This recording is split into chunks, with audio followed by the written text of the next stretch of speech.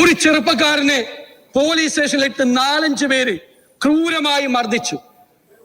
വിഷ്വലിൽ കാണുന്നത് മാത്രമല്ലല്ലോ, കാണാത്ത സ്ഥലത്തുകൊണ്ട് ഇവിടെ വിശദീകരിച്ചു. കാണാത്ത സ്ഥലത്ത് കൊണ്ടുപോയി ക്രൂരമായി മർദ്ദിച്ചു. ഇതിനെ ന്യായീകരിക്കാൻ പറ്റുമോ ആർക്കെങ്കിലും? അതിനെയാണ് ന്യായീകരിക്കുന്നത്. എന്നിട്ട് അയാൾക്ക് കേസുണ്ട്, കുറെ കേസ്. എന്തൊക്കെയാ കേസ്? കൊറോണ കാലത്ത് കുന്നംകുളത്ത് ജാഥ നയിച്ചു, കൊറോണ കാലത്ത് ഇന്ധനവില വർധനവിനെതിരായി റോഡ് ഉപരോധം, ക്രമസമാധാന പ്രശ്നം മുന്നിൽ കണ്ട് പ്രിവന്റീവ് ഡീറ്റൻഷൻ, കുന്നംകുളം MLA മൊയ്തീന്റെ വീട്ടിൽ റെയ്ഡ് നടന്നത് അറിഞ്ഞെത്തിയതിന്, സംശയാസ്പദമായി കണ്ടതിൽ വെച്ച് ജാഥ നടത്തിയതിന്. ഇതൊക്കെ ഇവിടെ ഇരിക്കുന്ന എത്ര പേർക്ക്, ഞങ്ങൾക്കെതിരെ എത്ര പേർക്കെതിരെ കേസുണ്ട്? ഞങ്ങളെ കൊണ്ടുപോയി പോലീസ് സ്റ്റേഷനിൽ കൊണ്ടുപോയി ഇതുപോലെ മർദ്ദിക്കുവോ? ക്രൂരമായി. നിസ്സാരമായ കാരണത്തിൽ കൊണ്ടുപോയാണ്. ഒരു കൊലപാതകിയല്ല, ഒരു തീവ്രവാദിയല്ല, പോലീസിനെ കയ്യേറ്റം ചെയ്തിട്ടില്ല.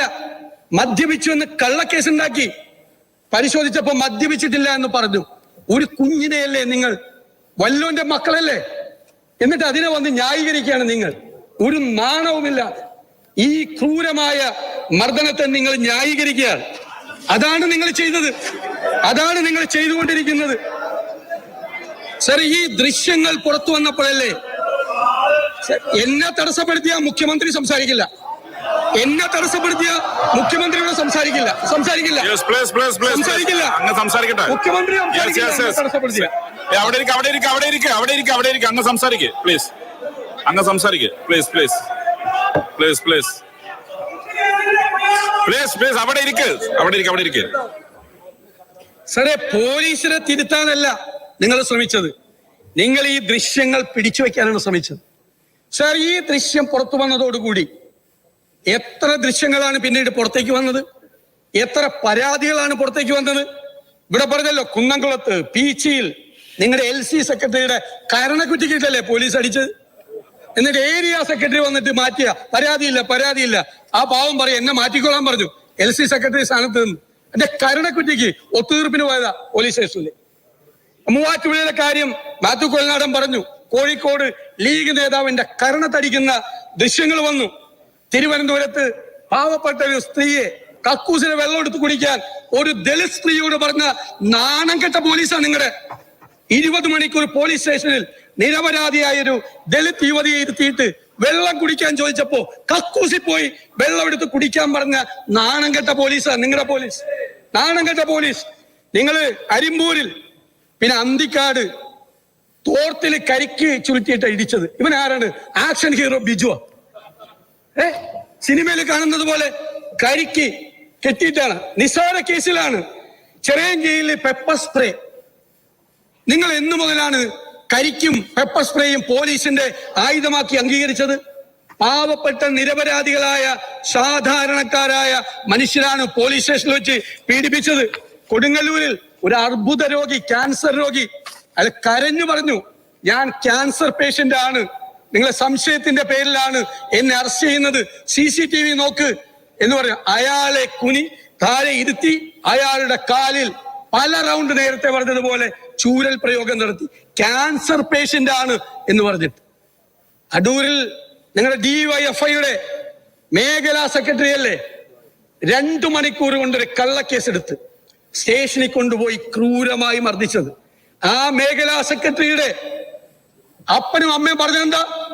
DYFIയുടെ മേഖലാ സെക്രട്ടറിയെ കള്ളക്കേസിൽ കുടുക്കി പോലീസ് സ്റ്റേഷനിൽ കൊണ്ടുപോയി തല്ലിക്കൊന്ന പോലീസിനെയാണ് നിങ്ങൾ ഇവിടെ ന്യായീകരിച്ചത്. DYFI നേതാവിനെ, യൂത്ത് കോൺഗ്രസിന്റെ മണ്ഡലം പ്രസിഡന്റ് മരിച്ചിട്ടൊന്നുമില്ല. നിങ്ങൾക്ക് സ്വർണ്ണമോതിരം ഇടിച്ചാണ്, അവന്റെ കല്യാണമായിരുന്നു, ഇടിച്ചാണ് പരാതി. എന്നിട്ട് അവനെ DYFI നേതാവിനെ പോലീസ് സ്റ്റേഷനിൽ വെച്ച് തല്ലിക്കൊന്ന ആളുകളാണ് നിങ്ങൾ എല്ലാവരും. ശരി, ഈ പാവപ്പെട്ടവനെ മുഴുവൻ പോലീസ് സ്റ്റേഷനിൽ കൊണ്ടുപോയി ക്രൂരമായി മർദ്ദിക്കുമ്പോ 51 വെട്ടുവെട്ടിക്കൊന്നൊരു മനുഷ്യനുണ്ടല്ലോ, ചന്ദ്രശേഖരൻ. അതിലെ കൊലക്കേസിലെ പ്രതികളില്ലേ, ക്രിമിനലുകൾ. പിന്നീട് പോലീസ് ജയിലിൽ ഇരുന്ന് ഇപ്പോഴും ഷെയ്ഡി ഏർപ്പാടുകൾ ചെയ്യുന്ന ക്രിമിനലുകൾ. അവരെ നിങ്ങളെ പോലീസ് കൊണ്ടുപോയത് 5 സ്റ്റാർ ഹോട്ടലില. മദ്യം വാങ്ങിച്ചു കൊടുത്തു, ഭക്ഷണം മേടിച്ചു കൊടുത്തു, 5 സ്റ്റാർ ഹോട്ടലിൽ കൊണ്ടുപോയി. ക്രിമിനലുകളെയും കൊലപാതകികളെയും സംരക്ഷിക്കുന്ന നിങ്ങളുടെ പോലീസ് പാവപ്പെട്ടവനെ ഈ പോലീസ് സ്റ്റേഷനിൽ വെച്ച് ക്രൂരമായ മർദ്ദനമുറകൾ കൊണ്ട് നിരവധി കേസുകൾ, നൂറുകണക്കിന് ആളുകളാണ് ഇപ്പൊ CCTV ഫുട്ടേജിന് വേണ്ടി അപേക്ഷിച്ചിരിക്കുന്നത്. പീച്ചിയിലെ ആ ഹോട്ടലിൽ ആ മാനേജരെയും അതിന്റെ ഉടമയുടെ മകനെയും എത്ര ക്രൂരമായിട്ടാണ് മർദ്ദിക്കുന്നത്, എത്ര ക്രൂരമായിട്ടാണ്. എന്ത് കാര്യത്തിനാ? അടിച്ച് പേടിപ്പിച്ചിട്ട് പൈസ മേടിക്കാൻ വേണ്ടിയിട്ടാണ്. അടിച്ച് പേടിപ്പിച്ചിട്ട് പറയാ പോക്സോ കേസിൽ കൂടി നിന്നെ കൊടുത്തു, അതുകൊണ്ട് 5 ലക്ഷം തന്നേക്കാം. 5 ലക്ഷം തന്നേക്കാൻ പറയാ. നിങ്ങളുടെ പ്രകടന പത്രികയില് ഐറ്റം നമ്പർ 835 ഉണ്ട്. എന്താണ്? പോലീസ് ജനങ്ങളോട് മര്യാദയോടെ പെരുമാറുമെന്നും ലോക്കപ്പുകളിൽ മനുഷ്യാവകാശ ധ്വംസനം നടക്കില്ല എന്ന് ഉറപ്പുവരുത്തും. ഇതാണ് നടക്കുന്നത്. ഇതാണ് പോലീസ് സ്റ്റേഷനുകളിൽ മുഴുവൻ നടക്കുന്നത്. ഞാൻ ചോദിക്കട്ടെ, ഞങ്ങൾ അറിഞ്ഞില്ല, നിങ്ങൾ അറിയുമല്ലോ. മുഖ്യമന്ത്രി, അങ്ങല്ലേ ആഭ്യന്തര വകുപ്പിന്റെ ചുമതലയുള്ളയാൾ, അങ്ങയുടെ കീഴിൽ ഒരു ഇന്റലിജൻസ് സംവിധാനം ഇല്ലേ, സ്പെഷ്യൽ ബ്രാഞ്ച് ഇല്ലേ? ഈ ക്രൂരമായ ആക്രമണങ്ങൾ നടന്നത് പോലീസിന്റെ മുതിർന്ന ഉദ്യോഗസ്ഥർ അറിയാലോ.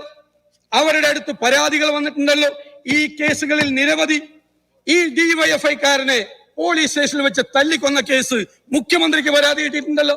ഇവിടെ മുഖ്യമന്ത്രിക്ക് പരാതി അയച്ചാന്ന് ചോദിച്ചു. ഇവിടെ DYFI-കാരനെ സ്റ്റേഷനിലിട്ട് തല്ലിക്കൊന്നിട്ട് നടപടിയെടുക്കാത്ത ഈ മുഖ്യമന്ത്രിയാണോ യൂത്ത് കോൺഗ്രസ് മണ്ഡലം പ്രസിഡന്റിന്റെ പരാതി കൊടുത്താൽ നടപടിയെടുക്കുന്നത്? ആണോ ലോക്കൽ സെക്രട്ടറിയുടെ കരണത്തടിച്ചിട്ട് നടപടിയെടുക്കാത്ത ആ മുഖ്യമന്ത്രിയുടെ കയ്യിൽ പരാതി ഉണ്ടല്ലോ. നിങ്ങളുടെ സ്പെഷ്യൽ ബ്രാഞ്ച് എന്താണ്? നിങ്ങളുടെ ഇന്റലിജൻസ് സംവിധാനം നിങ്ങളെ ഇതൊന്നും അറിയിക്കുന്നില്ലെങ്കിൽ ആ ഇന്റലിജൻസ് സംവിധാനം പിരിച്ചുവിടത്. അല്ലെങ്കിൽ നിങ്ങൾ ഇതെല്ലാം അറിഞ്ഞുകൊണ്ടാണ് നിങ്ങൾ നടപടിയെടുക്കാതിരിക്കുന്നതെങ്കിൽ, ബഹുമാനപ്പെട്ട മുഖ്യമന്ത്രി, ഞാൻ അങ്ങയോട് പറയുന്നു, അങ്ങ് ചോദ്യം ചെയ്യുക തന്നെ ചെയ്യും. നിങ്ങൾ 3-ാം തീയതി ഇത് പുറത്തു വന്നാണ്. 3-ാം തീയതി അതിനെ തുടർന്ന് നിരവധി വിഷയങ്ങൾ പുറത്തു വന്നു. നിരവധി വിഷയങ്ങൾ എല്ലാ ജില്ലയിൽ നിന്നും വരുക. നിങ്ങളൊരു മറുപടി പറഞ്ഞില്ലല്ലോ. നിങ്ങൾ മുഖ്യമന്ത്രിയല്ലേ? നിങ്ങൾ ആഭ്യന്തര വകുപ്പിന്റെ ചുമതലയുള്ള ആളല്ലേ? നിങ്ങൾ ഇതുവരെ ഒരു മറുപടി പറഞ്ഞോ? കേരളത്തിലെ പൊതുസമൂഹത്തോട്, മാധ്യമങ്ങളോട് നിങ്ങൾ പറയണ്ടേ? നിങ്ങൾ തെരഞ്ഞെടുക്കപ്പെട്ട മുഖ്യമന്ത്രിയാണ്. തെരഞ്ഞെടുക്കപ്പെട്ട ഭരണകൂടത്തിന് നേതൃത്വം കൊടുക്കുന്ന ആളാണ്. നിങ്ങളുടെ കീഴിലുള്ള പോലീസ് മനുഷ്യ മനസാക്ഷിയെ ഞെട്ടിക്കുന്ന തരത്തിലുള്ള ക്രൂരമായ വൃത്തികേടുകൾ ചെയ്യുമ്പോൾ നിങ്ങൾ എന്തേ മൗനം പാലിച്ചു? നിങ്ങൾ എന്തേ മിണ്ടിയില്ല? നിങ്ങൾ എന്തുകൊണ്ട് പറയാൻ നിങ്ങൾക്ക് ഡിഫൻസ് ഉണ്ടായിരുന്നില്ല? നിങ്ങൾ പറഞ്ഞില്ല. നിങ്ങൾ ഒരക്ഷരം ഇതുവരെ പറഞ്ഞില്ല. കേരളത്തിന്റെ രാഷ്ട്രീയ ചരിത്രത്തിൽ ഏതെങ്കിലും ഒരു ആഭ്യന്തരമന്ത്രി, ഏതെങ്കിലും ഒരു മുഖ്യമന്ത്രി ഇതുപോലെ മിണ്ടാതിരുന്നിട്ടുണ്ടോ? സംസാരിക്കാതിരുന്നിട്ടുണ്ട്? എത്ര ദിവസമായി? ഞാൻ തന്നെ അങ്ങയോട് പറഞ്ഞു നിരവധി വിഷയം. നിങ്ങളുടെ പോലീസ് എങ്ങോട്ട് പോകുന്നു? എന്താ പറ്റിയത്? പോലീസ്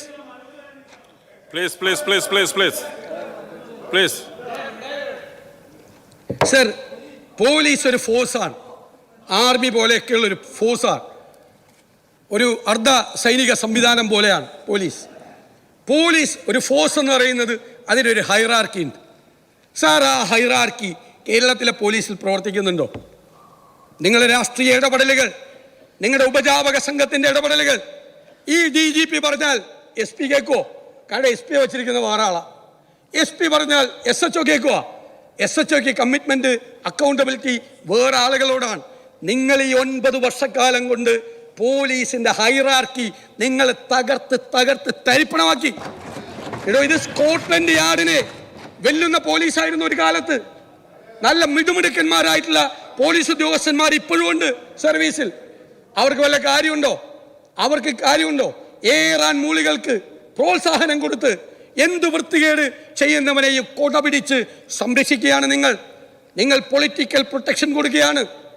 ഞാൻ എൻ്റെ വീട്ടിലേക്ക് 30 പേർ മാർച്ച് ചെയ്തു കഴിഞ്ഞ ദിവസം. എൻ്റെ വീട്ടിലേക്ക്, എൻ്റെ പറവൂരിലെ വീട്ടിലേക്ക് 30 പേർ, 15 പേർ പാർട്ടിക്കാർ, 15 പേർ ക്രിമിനലുകൾ. സർ, പോലീസ് നോക്കിയിരിക്കുകയാണ്. പോലീസ് നോക്കി നിൽക്കുമ്പോൾ എൻ്റെ വീടിന് മുന്നിൽ വെച്ചിരിക്കുന്ന ബോർഡ് അടിച്ചു തകർത്തു. എൻ്റെ വീട്ടിലേക്ക് കയറി എന്നെ കാണാൻ വേണ്ടി അവിടെ ഓഫീസിൽ ആവശ്യത്തിന് വന്നിരുന്ന ഒരു ചെറുപ്പക്കാരൻ്റെ കരണത്തടിച്ചു. സർ, പ്രതിപക്ഷ നേതാവ് സ്ഥാനത്തിരിക്കുന്ന ഒരാളാണ് ഞാൻ. സാർ, അങ്ങേക്ക് പകരം അങ്ങയുടെ കസേരയിൽ ഒരു കോൺഗ്രസ് മുഖ്യമന്ത്രിയാണ് ഇരുന്നതെങ്കിൽ പ്രതിപക്ഷ നേതാവിന്റെ വീട്ടിലേക്ക് കടന്നു ചെന്ന അതിന് പോലീസ് നോക്കി നിൽക്കുമ്പോൾ ആ പോലീസ് ഉദ്യോഗസ്ഥന്മാർക്കെതിരെ നടപടിയെടുക്കുമോ? സർ, ഞങ്ങൾ ജനപ്രതിനിധികളല്ലേ? കഴിഞ്ഞ ദിവസം 15 പേർ ടി സിദ്ദിഖിന്റെ ഓഫീസിലേക്ക് മാർച്ച് ചെയ്തു. എന്നിട്ട് പോലീസ് വന്ന് പറഞ്ഞു MLA ഓഫീസ് അടക്കണം. ഞാൻ SP യോട് ചോദിച്ചു, നിങ്ങളുടെ SP ഓഫീസിലേക്ക് ഞങ്ങൾ മാർച്ച് ചെയ്യാം, DGP ഓഫീസിലേക്ക് ഞങ്ങൾ മാർച്ച് ചെയ്യാം, നിങ്ങൾ ഓഫീസ് അടയ്ക്കുക. ഞങ്ങൾ മാർച്ച് ചെയ്യുമ്പോൾ MLA 15 പേര് മാർച്ച് ചെയ്തപ്പോൾ MLA പോലീസിന്റെ അഡ്വൈസർ അടച്ചിടണം. എൻ്റെ വീട്ടിലേക്ക് മാർച്ച് ചെയ്യുമ്പോൾ ഞാൻ വീടടച്ച് അകത്ത് കയറിയിരിക്കണോ അല്ലെ നാട് വിട്ടു പോകണോ? നിങ്ങളുടെ പോലീസിന് എന്താ പണി? നിങ്ങളുടെ പോലീസിന് എന്താ പണി? നിങ്ങളുടെ പോലീസാണ് ഈ വൃത്തികേടുകൾക്ക് മുഴുവൻ കൂട്ടു നിൽക്കുന്നത്. അവർക്ക് പേടിയാണ്. അവർക്ക് അവിടുത്തെ ഏരിയ സെക്രട്ടറിയെ പേടിയാണ്, ജില്ലാ സെക്രട്ടറിയെ പേടിയാണ്. പ്രതിപക്ഷ നേതാവിൻ്റെയോ MLA വീട്ടിലേക്ക് എരിച്ചു കയറി വരുന്നവനെ തടുത്തു നിർത്തി പോകരുത് എന്ന് പറഞ്ഞാൽ അവൻ ചിലപ്പോൾ ആ സ്ഥാനത്ത് ആ SHO ഉണ്ടാവില്ല. ഏരിയ സെക്രട്ടറിയോ ജില്ലാ സെക്രട്ടറിയോ അവൻ്റെ തല തെറിപ്പിക്കും. പേടി കൊണ്ടാണ്. അല്ലാതെ MLA പ്രതിപക്ഷ നേതാവിൻ്റെയോ വീടിന് സംരക്ഷണം കൊടുക്കണ്ട എന്ന് വിചാരിച്ചിട്ടോ അതിന് കഴിവില്ലാത്തത് കൊണ്ടോ അല്ല, പേടിച്ചിട്ടാണ്. എങ്ങോട്ടാണ് ട്രാൻസ്ഫർ, ഏത് സ്ഥലത്തേക്കാണ് പോകേണ്ടത് എന്നറിയില്ല. നിങ്ങളുടെ പോലീസ് ജീപ്പിന്റെ മുകളിൽ കയറി നിന്ന് പ്രസംഗിച്ചല്ലോ SFI നേതാവ്. പോലീസ് ജീപ്പ് അറസ്റ്റ് ചെയ്തുകൊണ്ടുപോയ ആളെ ഏരിയ സെക്രട്ടറി ഇറക്കിക്കൊണ്ടുപോയല്ലോ ചാലക്കുടി.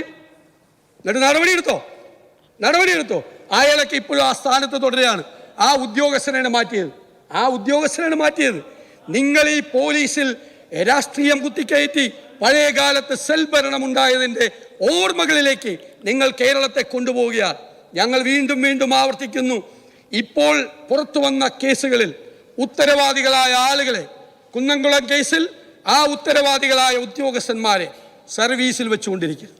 ഒരു കുഞ്ഞിനോട് ഇത്രയും ക്രൂരമായി ചെയ്ത അവരെ സർവീസിൽ വെച്ചുകൊണ്ടിരിക്കരുത്. അവരെ സർവീസിൽ നിന്ന് പുറത്താക്കുന്നത് വരെ സാർ ഞങ്ങൾ ഈ സമരം തുടരും. ഞാൻ അവസാനിപ്പിക്കുകയാണ്. ഞങ്ങൾ ഈ സമരം തുടരും. ഞങ്ങൾക്ക് മുഖ്യമന്ത്രിയോട് ചോദിക്കാനുള്ളത് അവരെ സർവീസിൽ നിന്ന് പുറത്താക്കുമോ ഇല്ലയോ എന്നാണ്. അവരെ സംരക്ഷിക്കാനാണ് നിങ്ങളുടെ ഭാവം എങ്കിൽ അതുകൊണ്ടാണ് നിങ്ങൾ ഇത്രയും ദിവസം മൗനം പാലിച്ചത്. അവരെ സംരക്ഷിക്കാൻ വേണ്ടിയിട്ടുള്ള ശ്രമത്തിലാണ് നിങ്ങൾ. ഒരു കുറ്റവും ചെയ്തിട്ടില്ലെങ്കിൽ പിന്നെ എന്തിനാ സസ്പെൻഡ് ചെയ്ത്? ഈ വിഷ്വൽ പുറത്തു വന്നപ്പോൾ കേരളം അതിശക്തമായി പ്രതിഷേധിക്കുകയാണ്. എത്ര പേരാണ് സാർ സങ്കടപ്പെടുന്നത്? പോലീസ് എന്ന് പറയുന്നത് ജനങ്ങളുടെ സഹായിയായി അവരുടെ കൂടെ നിൽക്കേണ്ടതല്ലേ? സ്ത്രീകൾ ഉൾപ്പെടെയുള്ള ആളുകൾ പോലീസ് സ്റ്റേഷനിൽ പോകണ്ടേ? ആവശ്യത്തിന് പരാതിയുമായി പേടിയായില്ലേ, ഭയമായില്ലേ? പരാതിക്കാരൻ്റെ കൈവിരൽ ഒടിച്ച സ്ഥലമുണ്ട്. പരാതിയുമായി ചെന്നതിന് പരാതി കൊടുത്തവൻ്റെ കൈവിരൽ പോലീസ് സ്റ്റേഷനിൽ അടിച്ചുപിടിച്ചു. ഇതെല്ലാം ചെയ്യുന്നത് പോലീസ്. അതുകൊണ്ട് അങ്ങ് പറഞ്ഞേ മതിയാവൂ, ഇവരെ സർവീസിൽ നിന്ന് പുറത്താക്കുമോ ഇല്ലയോ? സാർ, അതുവരെ ഞങ്ങൾ ഈ നിയമസഭയുടെ ഈ ഹാളിൻ്റെ കവാടത്തിന് മുന്നിൽ ഞങ്ങളുടെ 2 MLA ശ്രീ സനീഷ് കുമാറും ശ്രീ അഷറഫും അനിശ്ചിതകാല സത്യാഗ്രഹം ഇന്നു മുതൽ ആരംഭിക്കുക. ഇതിനൊരു നടപടി എടുക്കുന്നത് വരെ വേണം. ഇതിനൊരു നടപടി ഉണ്ടാകുന്നത് വരെ ഞങ്ങൾ ഈ സമരവുമായി ഞങ്ങൾ മുന്നോട്ട് പോകും. അങ്ങ് പറയണം, നടപടി എടുക്കുമോ? ഞങ്ങൾക്കറിയണം. അങ്ങയുടെ നീണ്ടു നിൽക്കുന്ന പ്രഭാഷണത്തിനല്ല ഞങ്ങൾ കാത്തിരിക്കുന്നത്. ഞങ്ങൾക്ക് ആക്ഷൻ വേണം, നടപടി വേണം. 10-12 ദിവസമായി മിണ്ടാതിരിക്കുന്ന അങ്ങയുടെ ഭാഗത്ത് നിന്ന് നടപടി ഉണ്ടാകണം. നടപടിക്ക് അങ്ങ് തയ്യാറുണ്ടോ എന്നാണ് ഞങ്ങൾക്ക് അറിയേണ്ടത്. അങ്ങ് മറുപടി പറയണം.